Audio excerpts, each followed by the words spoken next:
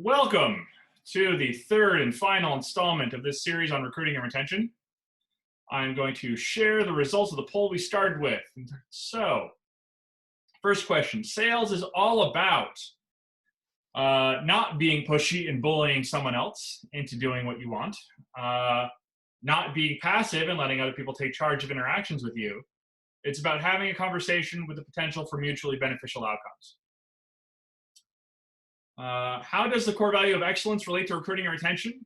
It's vital to CAP's mission, so we must do them well. It is not excellent without any effort. It does not just happen. It does not only get done by the most experienced CAP personnel. You got to put effort into it. Can a new CAP unit be started within 10 miles of an existing unit? Yes, absolutely. And we'll talk more about that when we talk about starting new units, but there might be reasons to do that.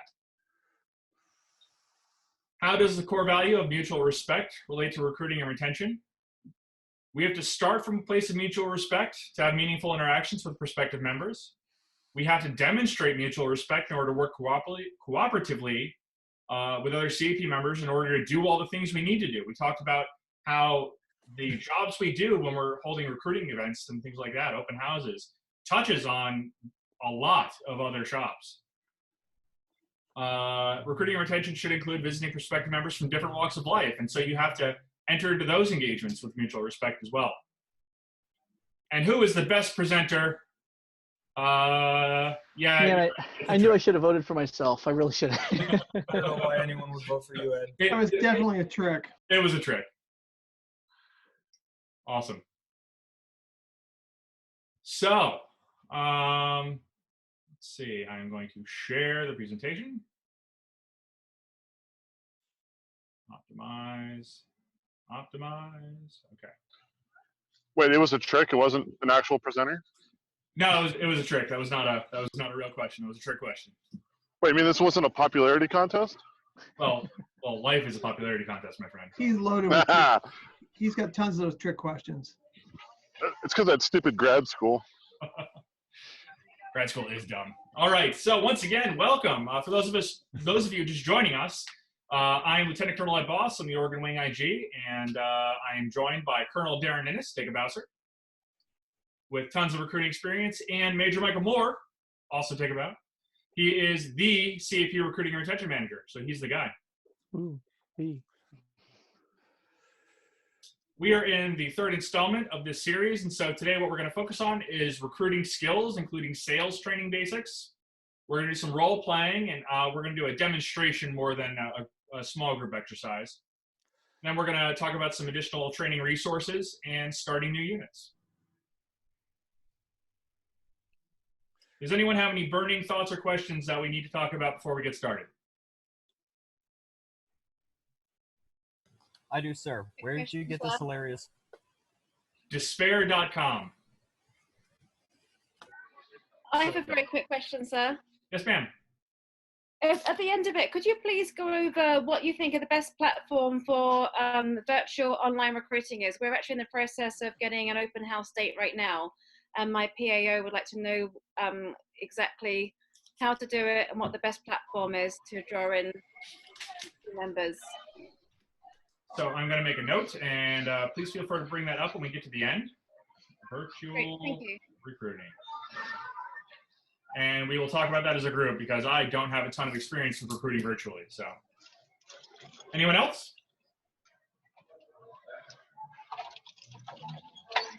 Okay.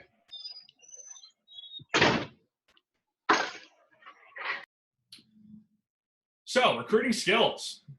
So, fundamentals for recruiting and retention officers in CAP. Planning and prospecting are hugely important, but we talked about those in other sessions. So what we're going to focus on today is some of the sales training and basic skills that we want our recruiting and retention officers to have.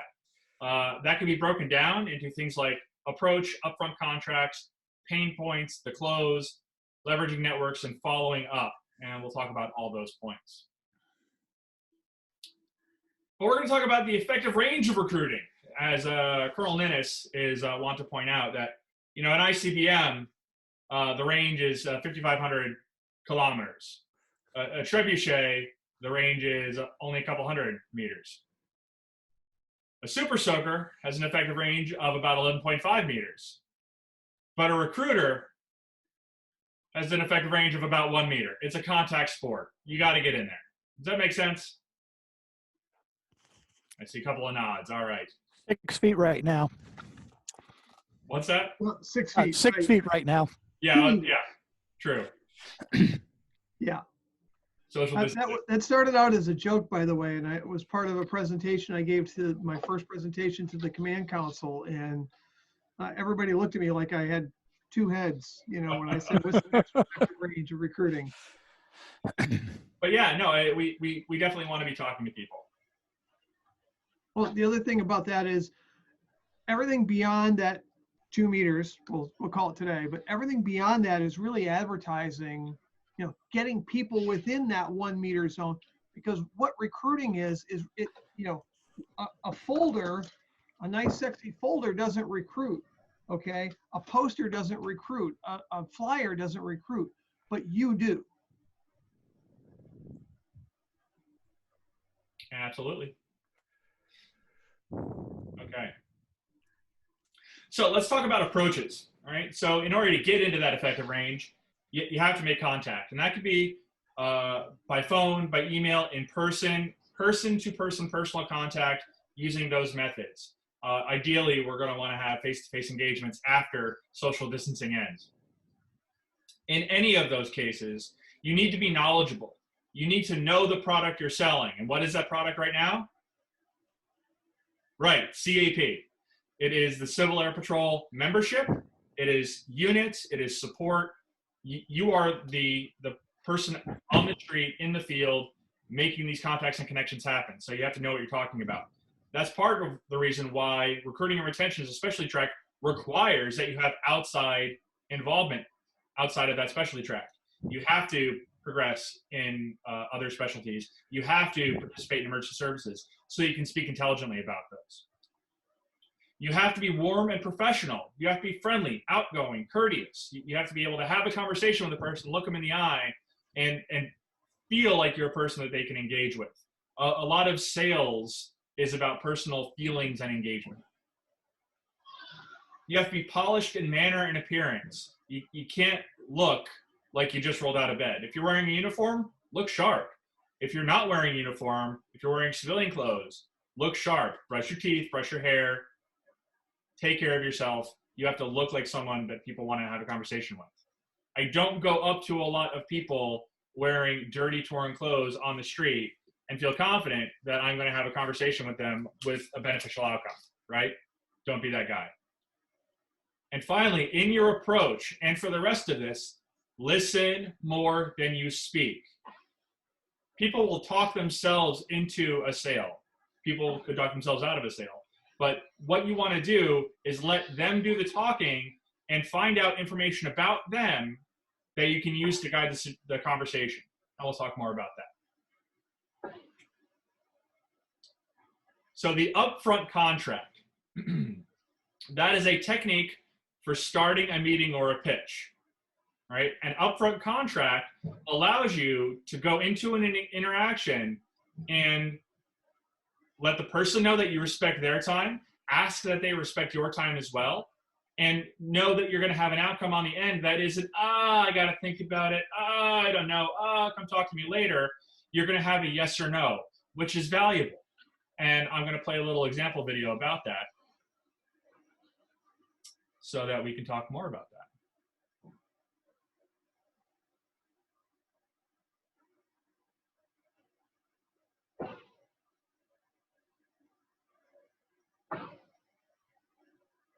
Everybody see the YouTube video? Can anybody see the YouTube video? I see it. There's one thing that fascinated me about David Sandler. He came up with the upfront contract. Right. How does that work, and why did it come about? Well, it came about because David, in his own words, wasn't a born salesperson. And he was trying to figure out, how do I survive in this world where I don't understand the rules, and I wasn't brought up in a sales household. And so what he did out of self-protection is he ran into problems maybe like any other salesperson. He would show up in an hour call and he was moving, it was going well. The prospect would look at their watch 25 minutes into it and said, hey, David, this sounds really interesting, but could you put what you said in writing, because we've got a lot of fires today and we're going to have to cut it short. And I think in sales in general, people just show up with an agenda that's not really shared with the prospect. And if you think about a conversation, and where sales is a conversation, right? That takes two different sides to kind of converse. So in essence, Sandler was looking for something that said, here's why we're here today, Gerhard, and here's how much time that we'll spend during the meeting.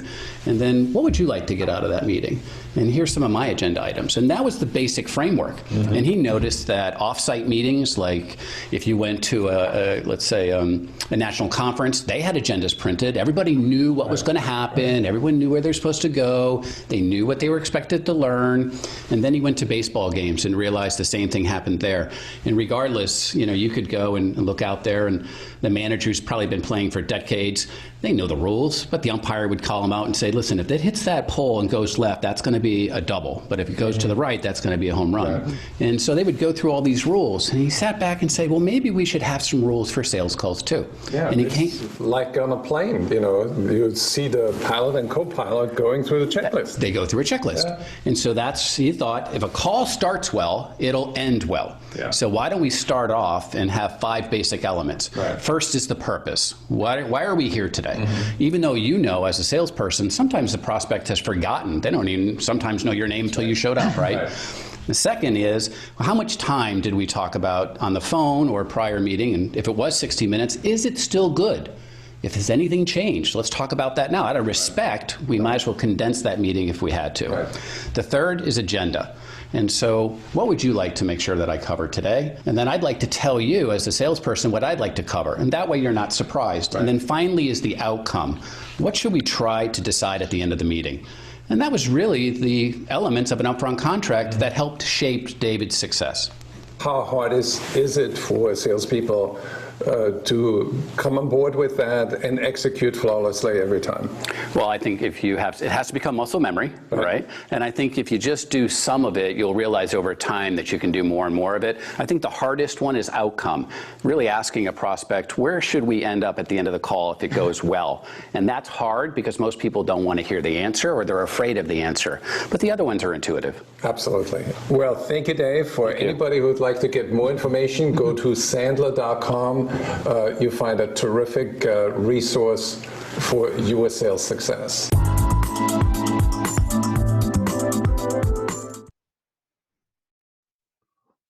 Oh, you took the music away, man. It wasn't that good. It wasn't top 40. All right. Are we back on the PowerPoint? Everybody see that? Yeah. Great.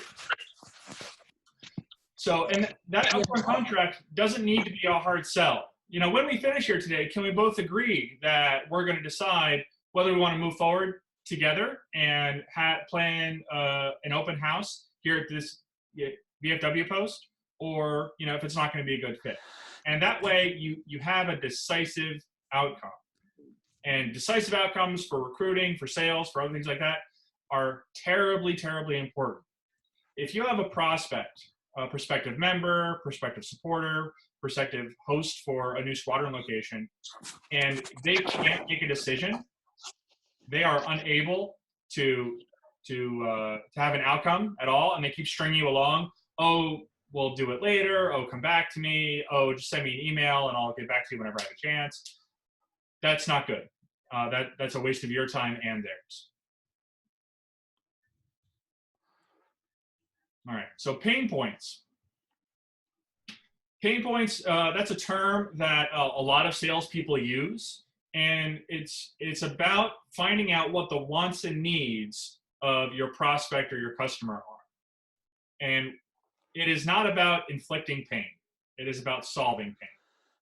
And what you're trying to do is find ways in the conversation where they tell you what their problem is, and you can figure out whether or not you have a good solution. You want to start a conversation by asking them what they know about the Civil Air Patrol, if that isn't already established. Say someone comes into an open house. Oh, what brings you in? It's as simple as that. Identify what they're hoping to learn or hoping to accomplish. And this one's important and it's subtle. You want to ask for permission to ask questions or discuss it further or brainstorm.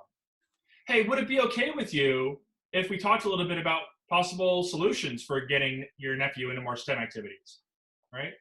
Ask permission. Asking permission to do that really changes the tone of the conversation, lets your prospect or customer feel empowered, lets them feel a little bit of control, even though you're going to be doing a lot of the driving as you ask questions. You're going to guide the conversation. Hey, tell me more about what it was that you said you needed. Hey, can I ask you about, what your experience is in aviation? Are you a pilot? Things like that. Once you've had a small conversation, you've politely asked around and guided the conversation to figure out what their wants and needs are. If it's appropriate at that point, offer a solution. Oh, hey, I heard you say that you really want to get engaged and give back to the community and work with youth. And I think you'd be a great fit for being involved as a cadet program officer. Oh, you really enjoyed being in the military for 35 years and really want to be able to share the leadership lessons you learned? We would love to have you in the Civil Air Patrol. Ed, this is an important point. And, General Felka makes this when he talks about when he comes into the recruiting and retention workshop or boot camp and talks about the elevator pitch. A lot of these same techniques apply to that, because all too often, somebody gets in that situation where they're doing the elevator pitch, and what do? They go, we've been around since 1941, and we got a cadet program, and we got this, we got that, and it's this gigantic data dump. And instead, if you talk to people for a second, say a lady walks up and you're talking to her at an air show, and she's interested in Civil Air Patrol, you say, well, what brought you here? And she says, well, I have 2 kids. Now you know that the discussion is cadet programs, not or she says, oh, I'm a pilot and aircraft owner. Oh, really? Okay. So now that guides your discussion, but you got to ask those questions. You can't assume one size fits all. Absolutely. And, that this last point here on the approach, listen more than you speak. Just like Colonel Ninnis was saying, just like General Felka says, if you are word vomiting and all you are trying to do is get out the fact that CAP used to fly submarine patrols in World War II and oh my God, it's so cool, you are not doing a good job selling anything. Can you say it one more time with feeling? I'll work on that, sir. We'll revisit that at the end. He's working on trying to run all the words together. And once again, if it's appropriate, offer solution. If someone tells you, hey, I need something that's going to get my kids out of the house 3 weeknights a week and every weekend, is your squadron going to be a good fit for that? Probably not, unless your squadron is terribly, terribly active, right? So remember what we talked about before, sell the CAP you have, not the CAP they want. All right. Or that you wish you had. Or that you wish you had, that is true. All right, so we've had this conversation. We've asked them questions. We let them do a bunch of talking. We said, hey, maybe this is a good fit or maybe it's not, right? But if it is, if CAP or hosting a unit or sponsoring a special event or making a donation, whatever you're trying to sell, if that solution does make sense, then seal the deal, close it, make it happen, all right? Remember that upfront contract. We're gonna at the start of this whole interaction, hey, we want to have a decisive outcome at the end of this. All right, what is it you want to get out of it? Here's what we think we want to get out of it. All right, what it's not is, hey, we're going to talk about it again in 3 weeks, right? We want to see if we can come to a decision. As an example, if someone walked into the Apple store when I was working there and we had a conversation, they told me about the computing needs and whatever it was, Apple store employees don't freeze at the end of an interaction, right? They know their product. They have a way to sell it to you then and there if they figure out that they can meet your needs. And they are also totally okay with you walking out of the store without buying anything, right? Keep in mind, you have $1 million in the bank and you don't need this business, right? That's what they tell you in sales training. Don't be desperate. Don't put the hard sale. Don't be pushy, because really, if it's not going to be a good fit, don't try to force it. Be ready to close the deal. Know what you're going to do to close the deal. Know the next steps before you even walk into that interaction, but don't force it. Does that make sense? It's important too to think about this when you're recruiting for fit. Know that, like you said, it's okay to leave without buying. If sometimes that person that you're talking to is absolutely not right for Civil Air Patrol. And it's okay to say that instead of wrapping yourself around their leg going, please don't leave, please don't leave, please don't leave, you know, say, you know, maybe this isn't the right thing for you. Absolutely. All right, leveraging networks. So we've had a successful interaction, right? Either they joined or they determined joining wasn't a good fit. Oh man. I'll think about it as not a successful outcome. You broke your upfront contract if that's what you get, right? And we'll talk more about that. But you've had this interaction, it's been successful, we figured out what we're gonna do to move forward. Hey, who else should we speak with? Do you know somebody else that would enjoy flying with us? Do you know some other student that would like to be a cadet? Help keep your tank full. Recruiting is not a one and done. This is not the last open house you're going to have, right? You want to keep people running through the pipeline. You want to keep building your prospect pool. And the best way to have fun in CAP is to do it with friends, right? So keep that in mind. Don't forget to ask, would you like to have fries with that, right? You have to have that follow-on question in order to make yourself even more efficient as a recruiter. So wrapping up and following up. You want to end your interaction, right, on a positive note. Hey, we're so excited that you're interested and it's going to be great to see you at the next open house. Or, hey, thank you so much for your time today. I really appreciate you taking a few minutes to talk to me about the Civil Air Patrol. And, you know, we'll see what happens down the road. Right. You got my card, and if you have any questions, don't hesitate to reach out. Exactly. So even if they're not going to buy what you're selling, that's okay, right? Keep doors open, don't burn bridges. When it's appropriate, send a thank you card, send a follow-up email, send them a calendar reminder if there's an open house or a meeting or some other date that's coming up where you guys are going to have another interaction, right? Don't walk out the door and then not speak to them again for 3 months before the next open house. You want to keep in touch and keep those contacts primed.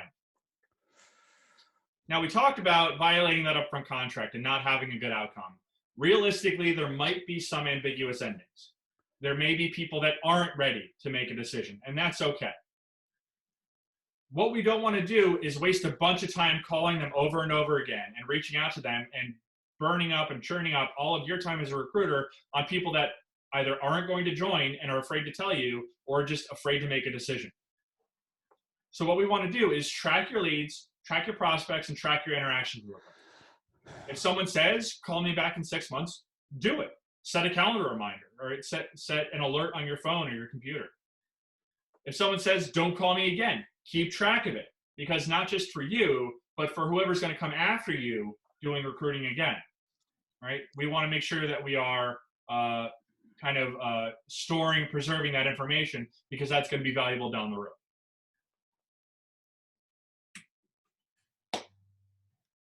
All right, I had break time built in, but that went a little bit faster than I thought it would. Do we have any questions right now?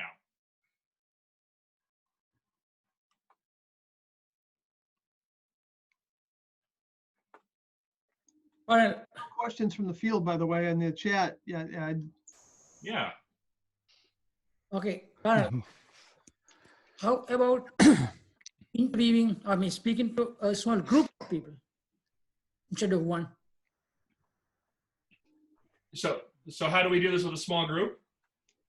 Same way. So you would still have that upfront contract.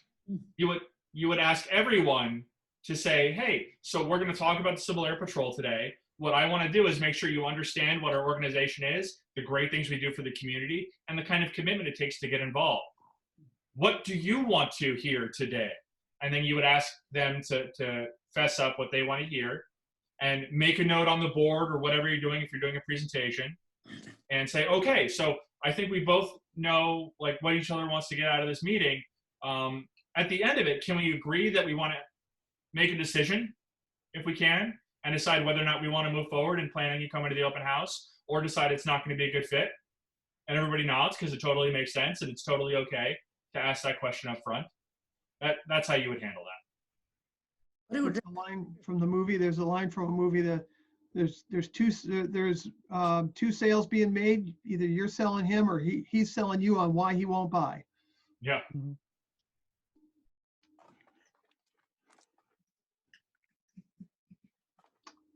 Okay, hold on a second. I got a question, Carista. I'm hoping that's Carista. Is there a recommended way to track the person's contacted? Actually, no, there's not a real recommended way except for like keep a list. If you use an Excel file, a text file, if you want to use a full-blown contact resource manager, that sort of thing, a customer relations manager, CRM system, whatever you want to do, as long as you can make it work for you. If a Google Sheet works, go for it. If you have Excel, go for it.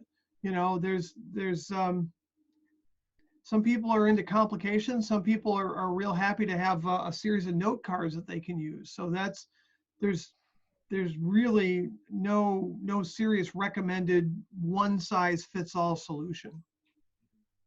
Some people are real technical and they'll have a CRM. They're like, oh, I'm going to build this whole CRM. And I'm an IT guy. The last thing I want to do is build a CRM in my spare time.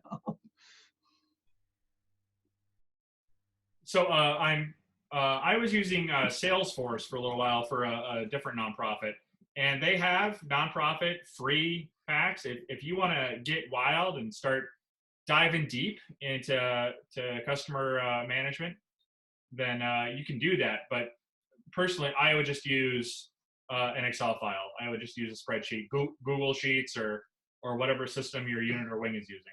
It's helpful if you have something you can share, like a Google Sheet that multiple people can look at or update at the same time. That way, you're not single threaded, because a lot of times recruiters are single threaded. There's only one person doing it. And if that person goes on vacation or dies or gets fed up or whatever, now you got commander. I lost you. Sir? Yeah. As opposed, and I realize that Excel or Access or whatever is a great tool. I actually recommend using a Word document on Google Drives. That way you can share it with everybody that has a need to know or has an interest in it, and they can update it. All the members, just color code it, and then the original stays black, but then you have all the colors and it tells you dates and when somebody changed it or, whatever. But you don't have to figure out how to share it. You can just have it accessible at all times as long as you have access to the drive. Yeah, that's great. How do you handle the difference between recruiting cadets versus senior members? Well, what do you mean by that, sir? Well, just go back over the last 30-minute presentation, and what are the differences? There really aren't any. Sales is sales, right? So if you're talking to a cadet, you are not just selling to them, you're also selling to their parents, but you're still going to have, hey, here's our upfront contract. Here's what we're going to talk about. We want you to make a decision by the end of this. Is that okay? Tell me what you want to get out of this. Tell me what you want to get out of CAP. Oh, yes, you want to learn more about flying? We have an aviation education program called Aerospace Education. It's totally the same thing. Well, there is a difference because you're selling to the parent, which is different than selling to the senior member. That's my point. Well, you're selling to everybody, but it's the same skills. It's a different pitch. It's the same skill. It's different information. The specifics are slightly different. It costs you $46 to be a senior member versus $44 to be a cadet. But at the end of the day, selling is selling. You're still selling a product. You're still going to pitch a value proposition at the parent, at the prospective senior member, at the cadet, that sort of thing. And that's what this is about. This is about skills. This is about figuring out what kind of tools we need to put in the toolbox to be able to communicate effectively with people that might be interested in joining, right? It's also important to note that by and large, cadets recruit cadets and seniors recruit seniors, and seniors also recruit parents, or they recruit through parents. But cadets look at folks like us and they go, or prospective cadets look at folks like us and they go, old guy. We might as well be 90 as far as they're concerned. I already got it, Grandpa. I don't need another one. Right, exactly. They thought I was 40 when I was like 25. I'm like, really? It cuts deep. Well, that was my point. I noticed when we go to air shows, we always, when a parent comes up dragging 2 or 3 kids and they were interested in getting their kids into the cadet programs, we always brought 1 or 2 cadets over to talk to the kids. Well, the senior members talk to the new parents. And that was my whole point with you guys. Yep, that's absolutely the case.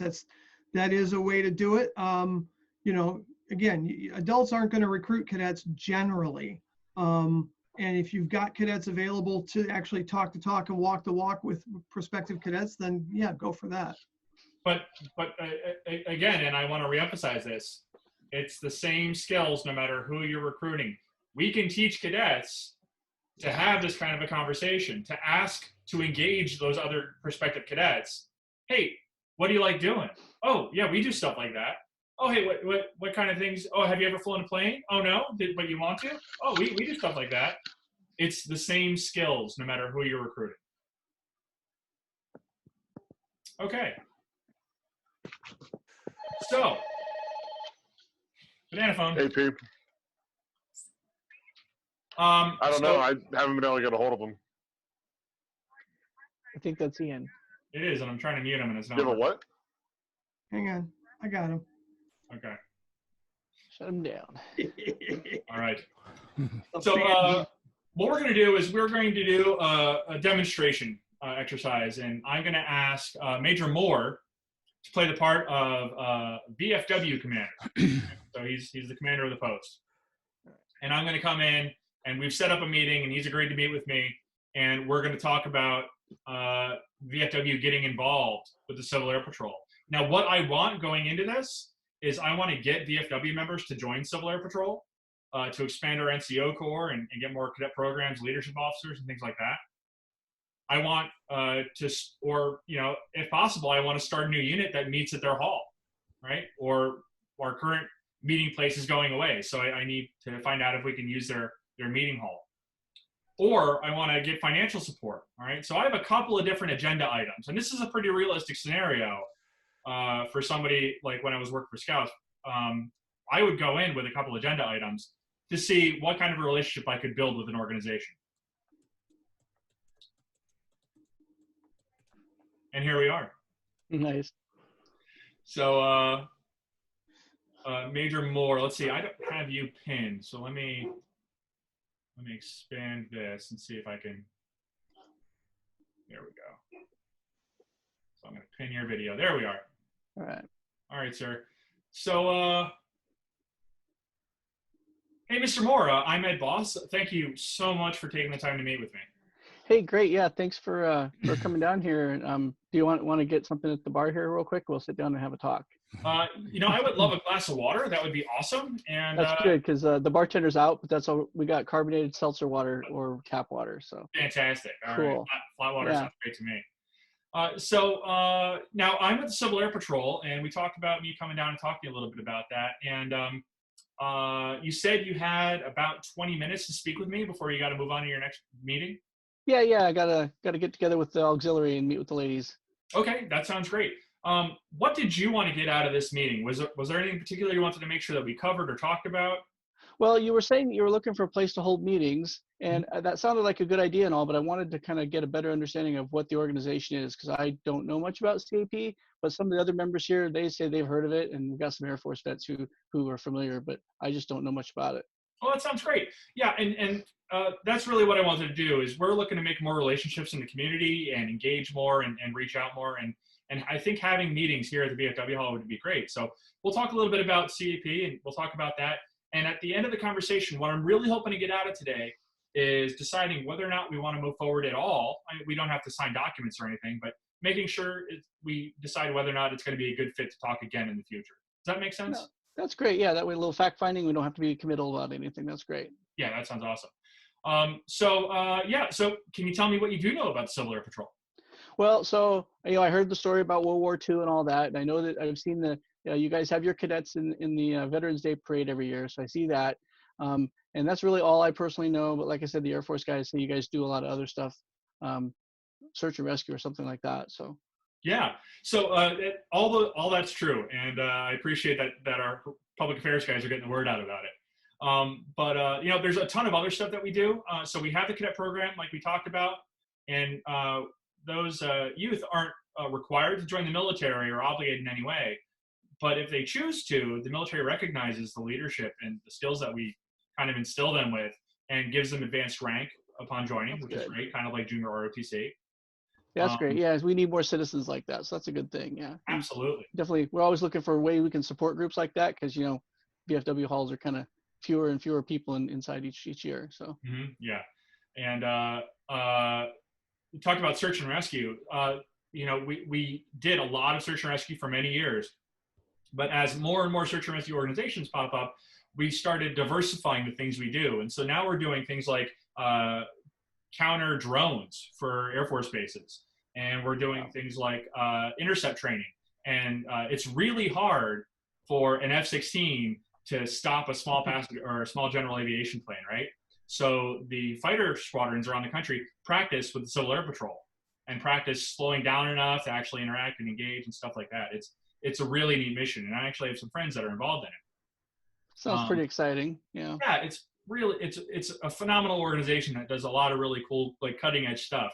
And even the service during the COVID pandemic that's been going on, we have people doing all sorts of things, delivering medical supplies, delivering test equipment. You know, it's been amazing to see Civil Air Patrol be relevant still, you know, after like 70 years. That's great. So in all that kind of activity you got going on, and what kind of support were you going to need from us? I mean, is that something that we will help with, or is it you just need our space? Well, your space is great, but we also want to make sure that, you know, we tell the members of the VFW and the vets and their families about the Civil Air Patrol. You know, a real win for me would be coming to a meeting and just doing the pitch about CAP and letting people know who we are and what we do. And that'd be great. Maybe having them invite the grandkids to come and check out the squadron and see if they want to join, something like that. Yeah, we're always trying to get family events going on here, so that's a good idea. Absolutely. All right, well, that's about all I had for today. So I know we talked about kind of deciding whether or not we want to move forward. And do you think us meeting here at the VFW would be a good fit? I think it would be a good fit. Like I say, you know, we've got a lot of family activities we're trying to do, and I think tying that side of it with your program sounds pretty good. And I know we're always trying to do things with the community, and I think that would be a good mutually beneficial thing for us. And we've got the space that we're definitely not using, because you were saying you wanted to do it on Tuesday nights, and we definitely aren't doing anything in that part of the building on Tuesdays, so it shouldn't be a problem. Well, fantastic. All right, so let's look at our calendars and set a date. Is now a good time to set a date, or do you want me to call you? Yeah, let's set it for next Thursday, Okay. because we actually have a committee meeting on Tuesday, and then we can bring it up. I can bring it up to them, and we can have a better discussion then. Okay, that sounds perfect. So I'll pencil it in same time on Thursday. All right, thanks a lot. Awesome. Gotta go. Bye-bye. And scene. All right. Done and dusted. I'm sure everybody was really surprised that was successful. No, nobody. All right. So Everybody, trust me. It's because Ed's an excellent salesman, and I'm an easy guy. Yeah. And you kept me on track. So I was getting off in the weeds a little bit, talking about CAP a little too much. And I should have asked a few more questions. But what did everybody else see? Did they see kind of how that upfront contract worked? Did anybody have any questions about any of that? Yeah, I had one question. Yeah. So when he mentioned that he had to take it to a committee, you did not offer to represent Civil Air Patrol at that committee meeting. Yeah. Because if he gets it twisted when he goes before the committee might completely nix that whole idea. No, that's a really good point. It would be really 5-minute valuable. interaction, 10-minute interaction with somebody isn't going to teach them everything they need to be conversant about CAP in front of their governing body. For sure. So that's a missed opportunity there, for sure. Good call. Anybody else? Yeah, Ed, this is Jim Howell. Hey, Jim. One thing you might want to add in, since we already do have a somewhat of a relationship with VFW for the Cadet of the Year awards and things, it kind of helps to know that there already is a little bit of a connection. That might have fit in or might not have. No, that would have been a really good thing to work into the conversation. Ideally, as a post commander, I would have drawn that in, but impromptu, I wasn't on it. Or if the post commander is not familiar with it, it might be a great opportunity to drop that and say, oh, and by the way, it would be great if we could get you down to a meeting to present that award. Perfect. That's why he's a colonel. Always thinking that guy. I have a question. At the Yes, very ma'am. beginning, Major Moore said something about you know, what you came in to talk to him about. So when you had that initial conversation, did you make comments before you went in to meet with him about what you wanted to talk to them about? Yeah. So when you are setting up or scheduling your sales call, when you do want to be upfront, like, hey, I'm with the Civil Air Patrol. I want to talk to you about maybe CAP using your space, and see if you have a few minutes to discuss that. You would prime them with that information, just because catching somebody off guard and asking for something with them being unprepared definitely sets a poor tone. Hi. This is Mike Boney. Can I add something to this discussion? Sure thing. Please. I'm a past state commander of the Veterans of the Foreign War. I'm from Virginia. And there's a subject that is brought up that's really important. The VFW has 2 awards that you can give from the VFW, and they're both wearable for the cadets. They're very inexpensive. There's a medal and a ribbon and a certificate. So I would get with your local VFWs. They only cost, total cost is about $10 for each one of the awards, including the ribbon and the award and the certificate. So get with your local VFW, even if you have to pay for it yourself. And in that committee they're talking about, it's called the House Committee. So if you want to talk their jargon, it's called the House Committee is the one who would approve you using their facility. They shouldn't charge you a penny to do it too. So just a little bit of technical information. That's fantastic, sir. Those are really good points. And you brought up an especially good point. Know your customer. Do your research before you walk in the door. Talk to Colonel Bone and find out about the VFW before you go approach your local one. Or something like that. Comment. Yes, sir. Okay. You know, this says the debrief. What would you add or do differently? I would like to add maybe a couple of pamphlets and even some photos of cadets visiting the Army helicopters, Army base in Salem, something like that, for instance. Yeah, that's great. Leave them with something that they can look at or show the House Committee. Especially if you ask to go and join their meeting and they say no, at least leave them with some collateral that they can't screw up, that they can actually just show. Thank you. Yeah. The VFW has a requirement to do youth activities, support youth activities. And that's the CAP cadet program is a youth activity. So help them out. Also, the Air Force Sergeants Association awards. Yep, that is another good award. We the American Legion Post that was local to us, they volunteered to present the award to the selected NCO, and it certainly helped build that rapport. Yeah, and really, you know, this is about rapport building. So use your resources, look at awards, look at ways to engage these community organizations that you want to ask for their support. Awesome. Well, thanks everybody. All right, so let's take a 5-minute break now before we move into training. Sound good? Sure. Water.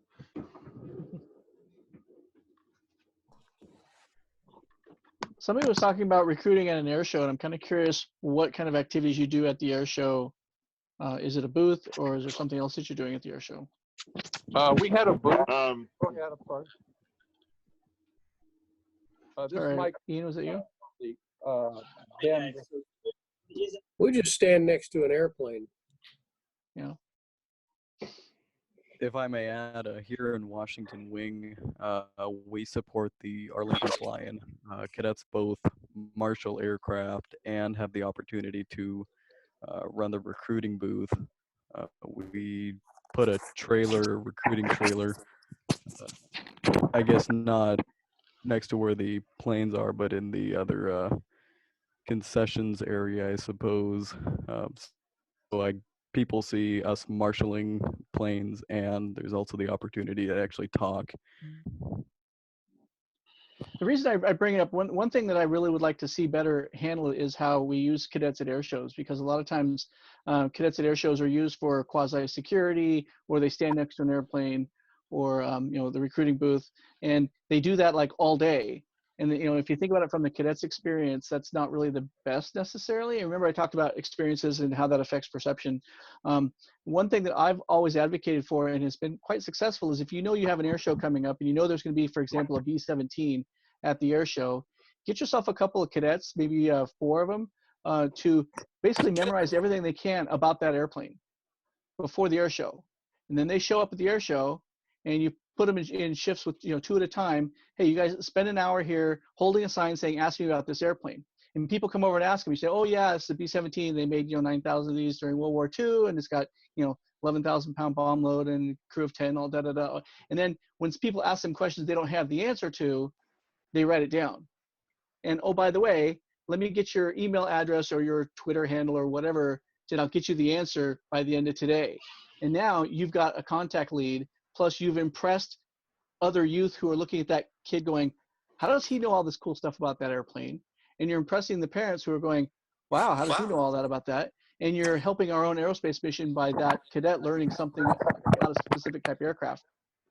And then they get to work in shifts. So if they do an hour of that and there's 6 of them, let's say, so you got 2 or 3 pairs of 2, then they can go off and enjoy the air show for an hour and then go do something else and then come back and they get a better experience. Plus, I think it's a better recruiting opportunity for us. And you can specialize down to what kind of aircraft are going to be at the air show. Maybe there's going to be an Air Coupe there. Maybe there's going to be a Tomahawk, Piper Tomahawk, which is kind of an uncommon aircraft.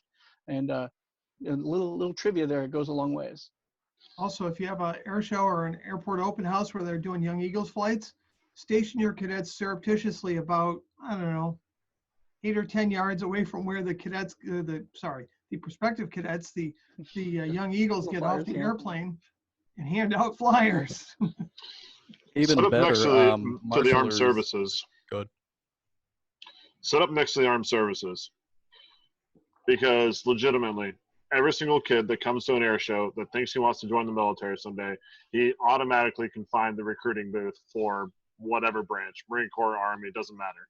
Mm-hmm. If you set up your booth right next door to them, every single person gets turned away because they're too young, because they're 15, because they're slightly out of shape, or they just get scared.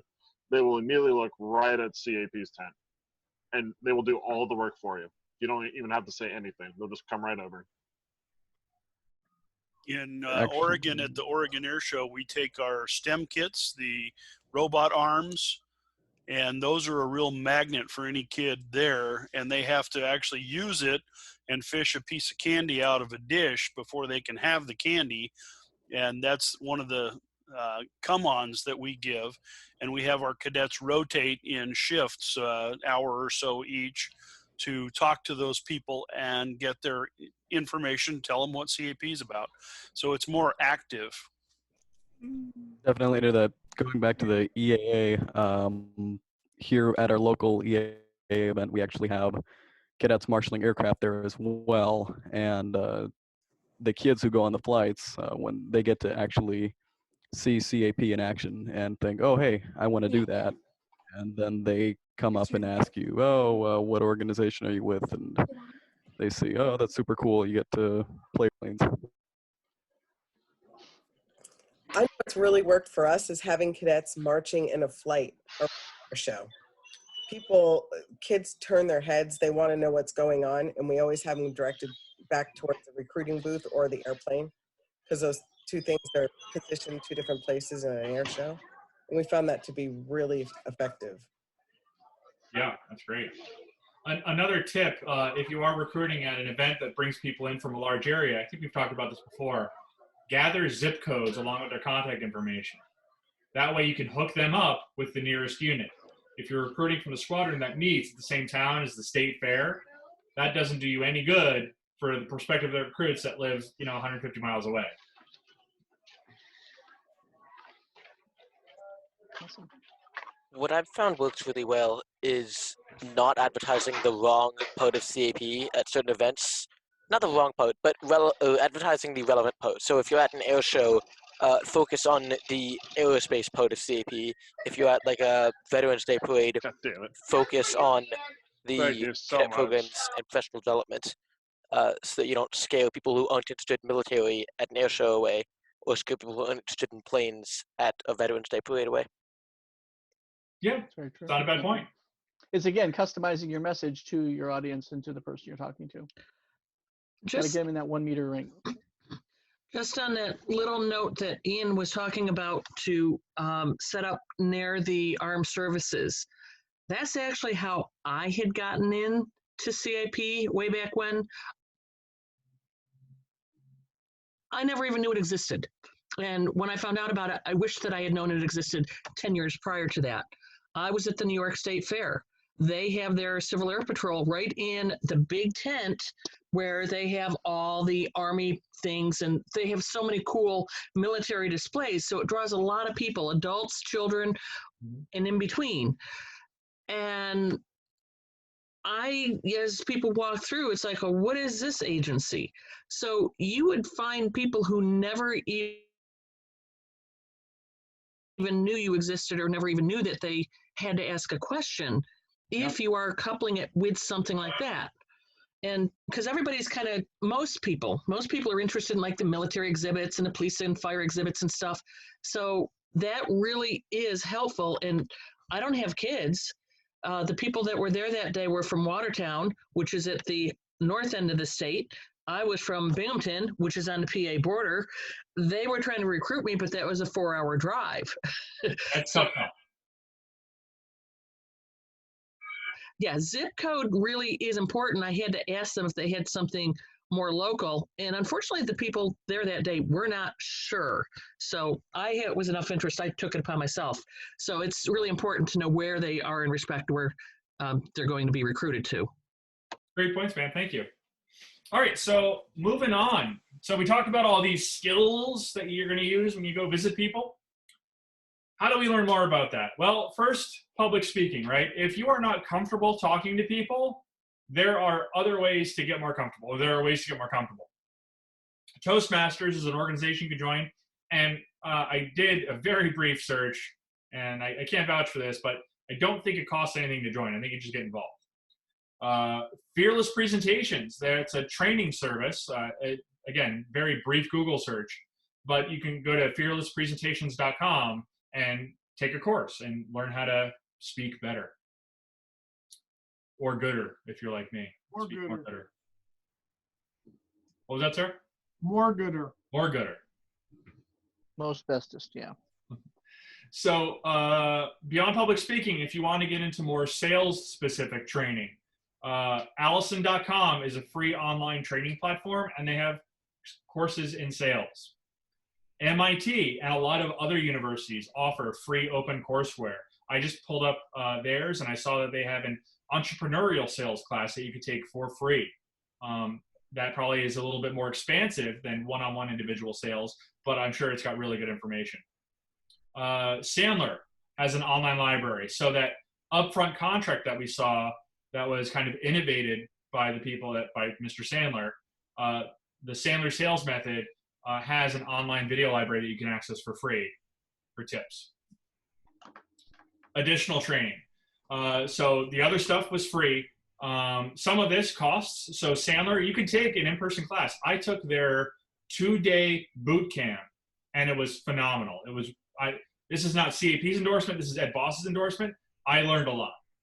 Hoffman Sales is a competitor. It's an alternative to Sandler. They do a very similar program. The Boy Scouts of America District Committee training is free on their website for their volunteers. So you just sign up for an account on their website, and you can go in and take some of that training. And their membership committee chair and their development committee chair, those positions are about recruiting and sales and fundraising. And that training is free online. Any questions about the training stuff? Colonel Nunes, do we have anything in the chat? No, basically, we're some discussions about air shows and who's doing what in recruiting. That's all. The important stuff. Somebody suggested bathing suits be the uniform of the day. Wait, what? Did I miss something there? I have one add-on, and that's a concept called hip pocket classes. Mm-hmm.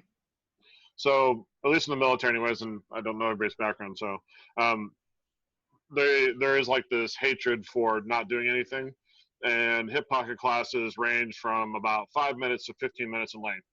And as a training tool for speaking and public speaking, they are fantastic because you can start with 5 minutes.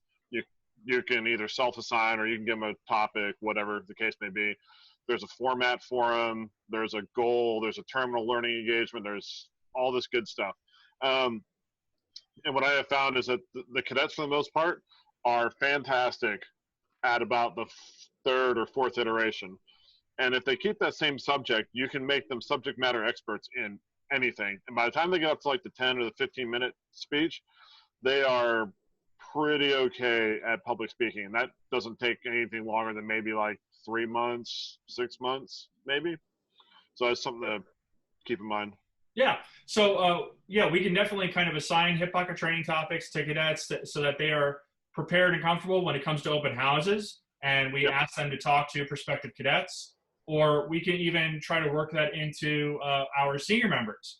Hey, can you do a 5-minute presentation on, and kind of work up, or ourselves, right? If we need more practice doing public speaking and engaging with people, we can do that ourselves as well. So that's a really good option. Thank you, sir. One of the things somebody mentioned in the chat was having a list of units when you go to an activity, and somebody mentioned you know, going to an air show and, oh, they don't know, or, you know, a state fair or something like that, they don't know where a unit is. You can't quite see this real well, but my wing, when we do recruiting at any kind of event that's like a state that might attract people from further away than just a unit, we have these this is a sheet. We've only got 9 units in the state. We're lucky in that regard. And on the back, there's a map of the state that shows where all the units are at. So it's handy. Goes in everything. That's awesome. You can make it bigger. What if you added to that unit information a QR code that they could scan and it would take them straight to that unit's page? What? You could do that, sure. Very cool. 21st century. I'm an IT guy. I'm distrustful of QR codes. Don't ask me why. All right. So moving on from sales skills and sales training, all right, we're going to talk about starting new units. Now, this is the final topic of this series, and there's been some discussion about like whose job is it, why do we do this, and I've actually gotten pushback from people about starting new units for CAP in general. That shouldn't be a priority. We should take care of the units we have, right? Well, we'll talk about that. You know, we have a mandate from our national commander to reach into unserved and underserved communities. And he talks about it in terms of diversity, right? CAP does not look like the country that we're serving. And we need to do better into reaching out to those other groups and inviting them to belong. Another reason to start a new unit would be span of control. If you have a very large squadron, capital V, capital L, capital S, if you have one squadron commander with 150 members, that is a huge span of control. That is likely not giving the best service to those members with one commander. So maybe we need to break that unit up to meet different nights, if they're going to use the same meeting place, to meet in different locations, so you can pull from other parts of the community. But we want to tighten that span of control so that people are actually getting engaged and not getting lost in the sauce. Chartering neighboring units helps increase awareness and engagement at existing units. If you are in a city like Portland and you have one squadron with cadets within the city of Portland, are you really best served by having one squadron in the north side of the city? Well, no, we could add another one, and that crosstalk, getting more people within the community involved in CAP and aware of CAP and going to open houses and joining and being a member, that's going to increase membership and awareness throughout the community. There's synergy that's built by having neighboring units. Our missions demand it, and we talked about this at the quiz. We have 3 missions assigned by Congress, assigned by our federal government, that we need to do. And we can't do that without people. And we can't do that without making sure that we are in the communities that we're serving. And finally, we are not a secret. Civil Air Patrol is the best kept secret. I keep hearing that all the time. People talk about that. We're not a secret, and we need to stop acting like it. Every time somebody says that to me, I want to pinch their head off. We need to get into communities and engage and be a part of them. And that's why we need to start new units. So we do have some guiding documentation about this. The 20-3I, and I can't remember what the title of the reg is. I should have written it. Charters and organizational actions. That's the one. Thanks, sir. It mentions starting new units, chartering new units, but it only mentions community members coming to the Civil Air Patrol and asking the wing commander for a squadron, right? It doesn't talk about CAP going out and engaging the community at all. Oh, please, we would like a squadron. All right, CAP Pamphlet 226, that's the Recruiting and Retention Officer Specialty Track Guide. It specifies that master-rated recruiting and retention officers, quote, aid in the expansion of Civil Air Patrol through the organization guidance and assistance in the chartering of new units, right? That is really the only place where it talks about someone being responsible for this process. And CAP Pamphlet 4, which has been rescinded, How to Start a Civil Air Patrol Unit, all right, it has been posted on scribe.com by the Civil Air Patrol historians. So if you ever want to go look at it, it's there, but don't. It's a waste of your time. It's really old. Yeah, it's really old, and it talks about CAP in a way that doesn't really reflect the new. And we'll talk about that in a minute. Right? The philosophy around this process, around starting new units is this, right? In aviation, we learn how to fly the plane, or we learn how to fly, then we can build a plane, then we can fly that plane, right? That makes sense. If you did it in a different order, it wouldn't work. If you tried to fly the plane before you learned how, there would be a failure involved, and it could be catastrophic.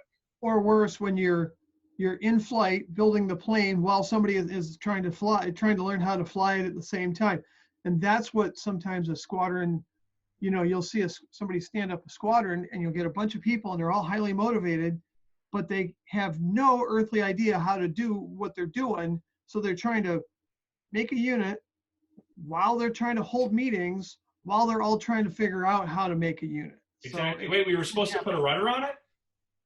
Yeah. Oh, I thought that was supposed to go in the front. Yeah. So, in that vein, when we're starting new units, first we train prospective cadre, then we build the squadron, then we charter that unit, right? That is an award-winning process. It gets the Ed Boss seal of approval. That's the award. But that's the way we want to think about it. It's a well-established best practice. Exactly, right? So, I can't remember my slides. All right, yeah, we'll talk about those in detail. All right. So, how to start new units. The way the old pamphlet said that got rescinded, it says new members come to CAP and they ask the wing commander for a charter and they get a new unit starter kit from the national headquarters and magically it all works. You don't get it from national headquarters anymore. It comes via Amazon. It's got a little button on the top of it. You press the button and Actually, it comes from Vanguard. Make sure you do it outside though, because it fills up your living room really quick. Yes. Right. It doesn't come from Amazon. It actually comes from Vanguard. Yeah. Sole source, right. All right. So shortcomings with that process. It's rare to get unsolicited interest, right? I don't have a whole lot of people in Oregon battening down the door trying to get a CAP squadron going, right? Maybe we need to reach out to them, right? Training requirements have increased. We actually expect our members to have a certain level of training and responsibility before they're given jobs and allowed to go do great things. Expectations on the organization for support are higher. People who volunteer will expect Civil Air Patrol to do certain things for them, to provide them with training and resources, to provide them with mentoring, to provide them with guidance, right?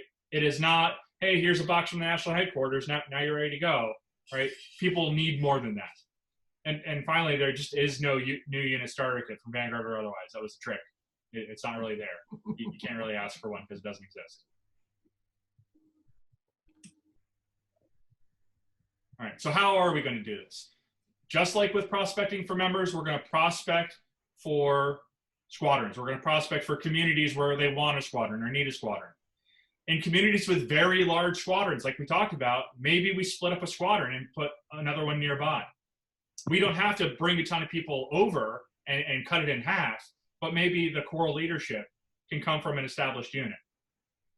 Communities that need or want STEM and youth development, right? There are underserved communities out there that don't have a lot of programs, after school programs and things like that. So maybe CAP would be a good fit there. Communities with an interest in aviation, but where CAP isn't engaged. So you have an airport in a county that has an active aviation community. Maybe they want to get their kids involved too. Something to think about too when you look at this is, I think all of us, and particularly those of us who've been in Civil Air Patrol for any length of time, you can look back at where units were, and you can look at where your units are now and where and it's very specific to your area. You can't do this.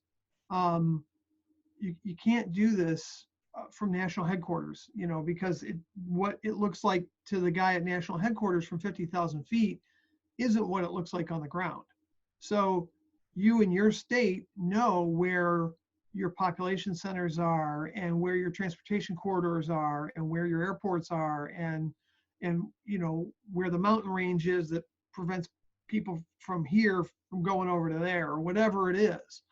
But that's important to be able to look at those things and know where, you could probably take a map of your state and go, yeah, boy, there's a hole right there.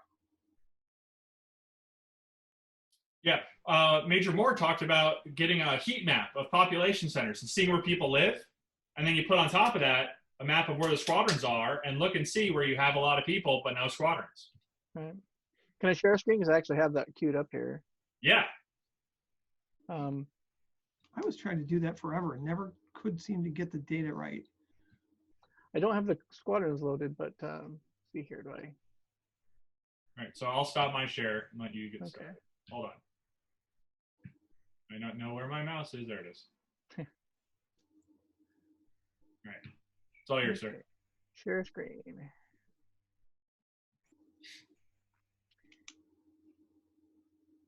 And so this is really let me get my camera going. There we go. So what it is on the left-hand side as you're looking at it with the red, that is actually a heat map of the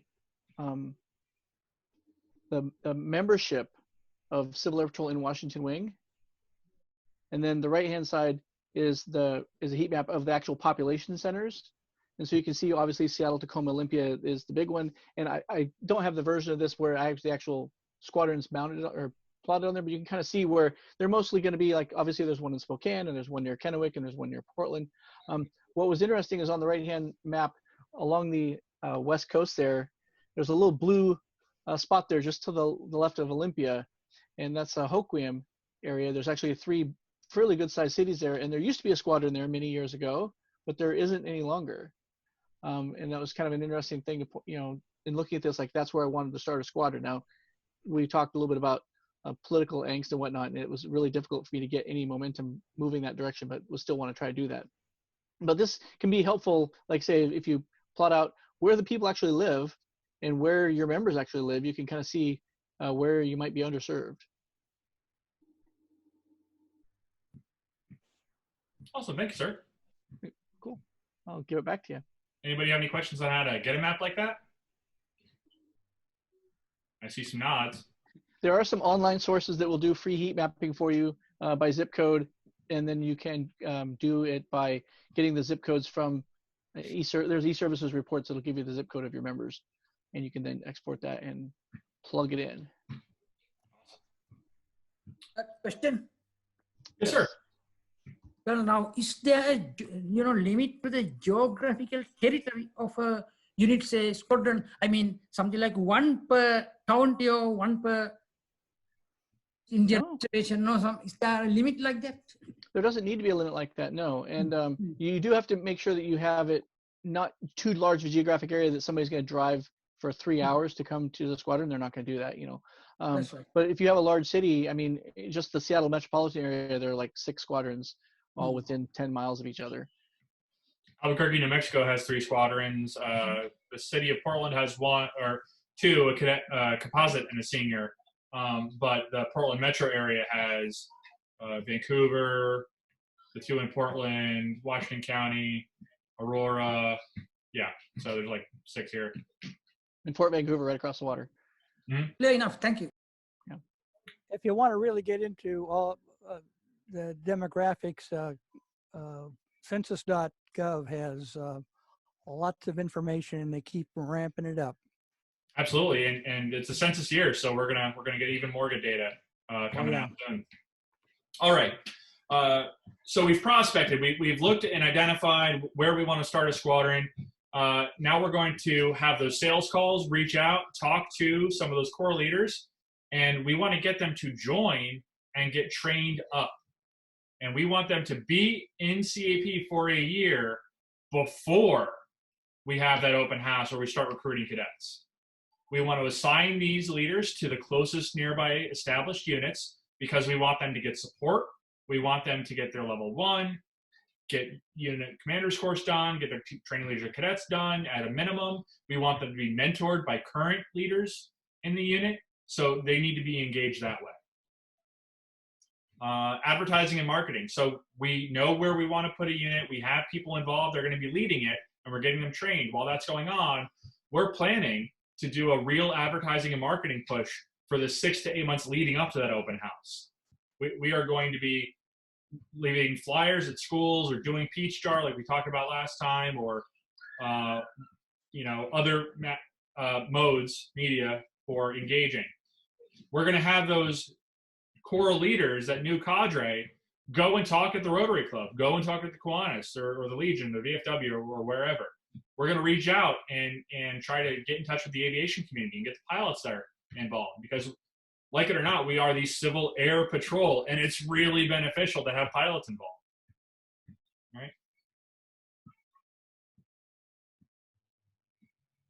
Now we've done it. We've gotten all our marketing. We've gotten ready. We're having the open house. At that open house, have cadets from the nearest units come and assist. Have those cadets do that call to join. Give their testimonials about what they're getting out of the program, how much they're enjoying it. We're going to conduct cohort recruiting just like we talked about last week, and have that plan for training cadets and getting them engaged after the cohort is through their initial basic cadet training.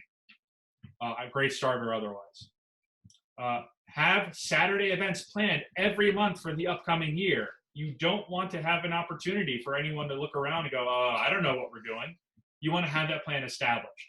And so as the recruiting and retention officer, you are going to help those leaders in that new unit have that plan in place. It's that commander's responsibility. You are going to be coaching. You're going to have mentors line up for specific positions. You're going to have cadet programs leaders help out with the new cadet program. You're going to have ES and flight operations people help out the new ES and flight operations people. Chaplain, health services, safety, whoever it is, get them engaged right away so that they can't go, well, I don't know what I'm doing, so I'm just going to be bored and not hang out. Or I don't know what I'm doing, so I'm going to do the wrong thing. And the great thing is if you have people who have gone to other units and gotten trained, now they know the people from the other units. So when that other, you say, hey, can you guys come and, oh yeah, sure, we'll come and give you guys, it's understood from the get-go that this is how that whole process is going to work. And, when you got your new commander or your new cadet program's got deputy commander for cadets or whatever, he's got somebody right behind him or her backstopping them. Mm-hmm. And that's important, because the first time they do this, you don't want to just be doing it blindly. Right. And finally, you want to start planning that second cohort, because it's only 6 months away, right? It is not a one and done. It's an ongoing process, just like for already established units. Yep. One special point I want to make, I've known several units that have had a pilot qualified, could be a commercial pilot, could be just a single engine air land, but the pilot joins looking to fly in CAP, and they're in for a whole year, getting ready to renew, and they go, why haven't I gotten behind a yoke? That is unsat. That can't happen. That shouldn't happen. We need to get our air crews engaged, our ES people engaged, involved, and on the path being mentored on how to get qualified to do the mission. Statistically speaking, it takes an average of 6 months to get a pilot a check ride, to get their initial Form 5 ride nationally. And if you think about it, 6 months is in the first 6 months we lose between 50 and 60% of our first year members. So if you recruited 10 pilots, 6 of those 10 pilots would walk before they ever got a check ride. Yeah. Is this because they balk at the whole process of getting their scanner and observer rating before being a mission pilot? Is that? You don't have to have a scanner and observer rating to be a VFR pilot in Civil Air Patrol. So yeah. So what are they waiting on? Form 5 ride first. It's because our process is so opaque and obtuse for a new member. They really need a little hand holding. They really need to go, hey, we need to get your stuff uploaded into OpsQuals, and we need to get a check pilot sitting down with you and getting ready to do your Form 5. This is why you almost need a cohort for pilots, because instead of doing this in a onesie-twosie fashion, you can be doing this for, say, 3 pilots sitting there, and then everybody is getting the benefit. And it's again, just like cohort recruiting, it's better for training if you have more people you're training at once.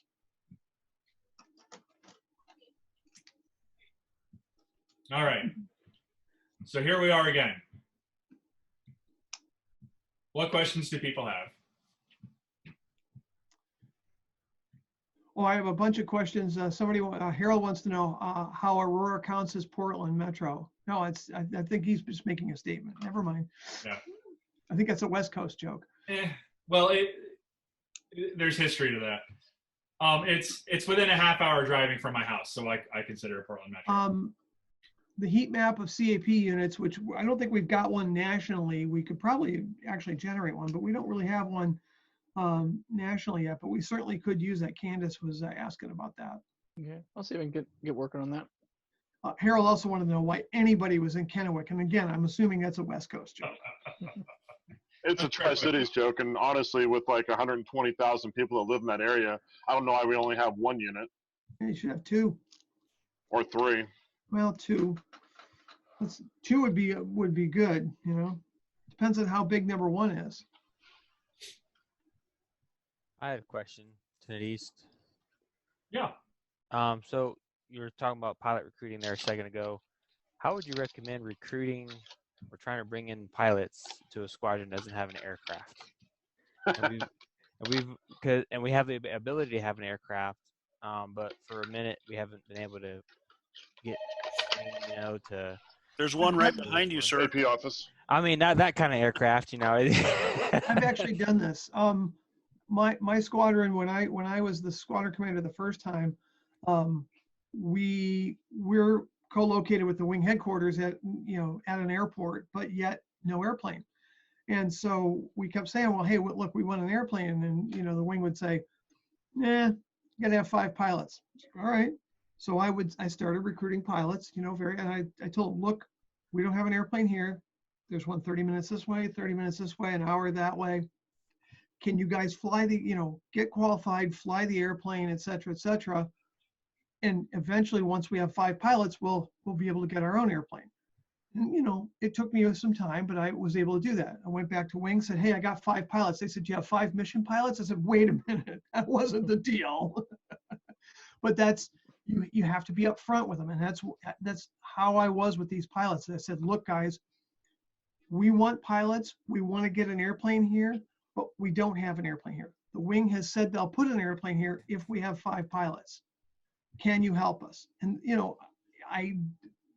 I talked to a lot of pilots. I didn't talk to just 5. I talked to like 50, or 25. I don't remember. But the fact is that it took time to recruit and maintain those pilots. Some came in and went out, and came in and went out, and it took a while, but we did it. And now we're one of the most active flying. Sorry, my old unit is one of the most active flying squadrons in the Wing. Yeah. I have a question. Well, hold on thought for a moment, sir. But back to recruiting pilots, just for a second. You are going to get a lot of no's when you're recruiting. And no is great. No is an answer. No is something that we can definitively work with and then move on to the next thing. And so you're going to get several no's for every yes. You're going to have several contacts with an individual before they are willing to sign on the line. You're going to have to hand them a flyer, to engage them at an air show, invite them to an open house. There's several contacts that happen before someone actually accepts what you're selling and you close the deal. And so you want to be trying and be comfortable with those setbacks because they're really progress in disguise. And also, especially for pilots, we have, in the before times, we had quotas for how many hours we put on the aircraft. If you start recruiting pilots into a squadron, you can talk to the wing about having them fly the plane over so that your pilots can fly on it for a week or a couple or whatever, and then reposition it again. And so that's a negotiation that a unit can totally have with the wing. We have a squadron that's in our North Country, way up closer to Canada. They've recruited like 5 pilots. We said, or at the time, I think it was 4 pilots. One of the things we said to them is, we'll do a Form 5 weekend. We'll send the airplane up there. You guys can do some FAM rides in the airplane, and then we'll send a second airplane and 2 check pilots there, and we'll do check rides for you guys on a weekend. So it worked, but it required the support of the wing. You had to be communicating with the higher headquarters so that the expectation, the higher headquarters is setting the expectation that the squadron's going to live with. All right, Ian, what do you have?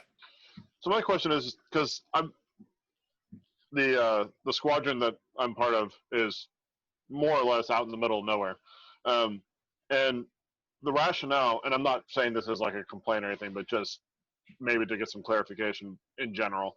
And the rationale, we asked about a van. The rationale was, you're out in the middle of nowhere. You have a limited amount of drivers. There's a local or the squadron in your general area that has one van already, et cetera, so forth and so on. And then we asked about about planes, and every wing has their own thing about planes. But again, it was like, do you have 3 to 5 pilots or something like that? And my question is, with all honesty, is why does that matter? I mean, that's not an indicator of use. Like, it's just a number. Is there like a formula that National follows or Region follows for something like that? There's a formula that National follows for assigning aircraft to regions and wings. Right. But for the wing gets to manage it after that. But they're doing the best they can, man. So yeah, no, I get it. I didn't know if it was like an in-house thing or if it was like a policy that came down from on high or something like that. Yeah, no, it's an in-house thing. Okay. I'm good. Yeah, that's a good point, Debbie. To your point, Ian, Debbie in the chat said, I wouldn't accept an aircraft until we had at least 2 qualified crews. Because you got to be responsible for it, and they expect you to put hours on it, and right. you need people to put hours on it. Yeah, if we put that squadron up in the North Country, we sent them an airplane and it sat for 2 months with snow on the wings and nobody flew it. And we said, sorry, we're taking it. And they screamed, oh my gosh, you can't take our airplane. I'm like, well, you never flew it. What were we supposed to do? So utilization is an important metric at the wing level.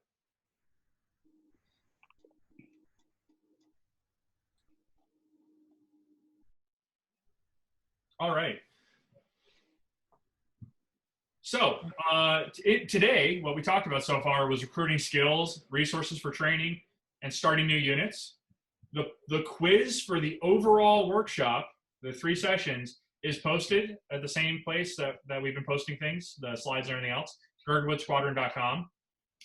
If you would like credit for the workshop, please take that quiz by 15 men. And that'll be the same for all of us here participating simultaneously, and those who watch the video later on. Now, before we wrap up for the rest of it, we did have a question about virtual recruiting and virtual recruiting events. And I'm interested in hearing what thoughts people have on that, because I am personally unsure of how I could do that and make it successful. And I'm interested in hearing what other people have to say. So I do recruiting retention. I also do cadet programs and all that fun stuff. And honestly, I took a look at the situation whenever the national commander announced the suspension, and I made a decision that retention was the most important step. We just had like a crop of maybe about five brand new cadets who had just completed their membership stuff, and they literally had like one meeting before the suspension started. And being that those 5 cadets represent about 25% of our squadron, I felt that it was more effective to focus on retention and developing skills amongst the element leaders and flight staff, because it's a brand new situation and it's way outside of everybody's experiential databases. And honestly, by doing that, it's actually, I think, probably maxed out our retention. Like, we haven't had a single cadet drop off our books or stop showing up. And the development of the existing cadets has been fantastic. I mean, like, they've actually had to stretch themselves, and it's been actually pretty rewarding, I think. Rose to the challenge. I like it. Someone in the chat mentioned that Facebook Live is a tool. Facebook Live is a tool that you could use for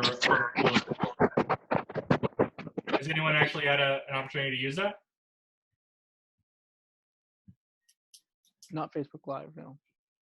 No, I haven't used Facebook Live yet for that purpose. Okay.